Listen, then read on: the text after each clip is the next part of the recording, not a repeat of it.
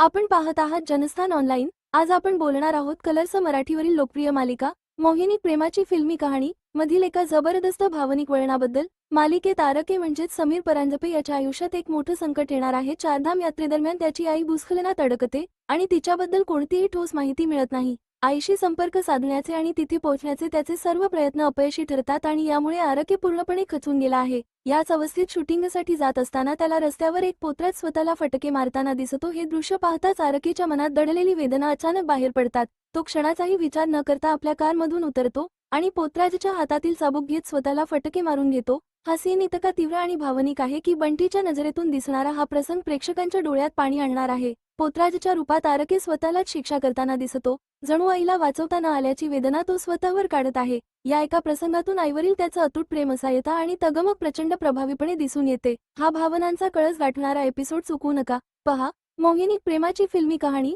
दररोज संध्याकाळी 7:30 वाजता फक्त कलर्स मराठीवर। अशाच अपडेट्ससाठी जनस्थान ऑनलाईन चॅनेलला सबस्क्राईब करा आणि व्हिडिओला लाईक करायला विसरू नका।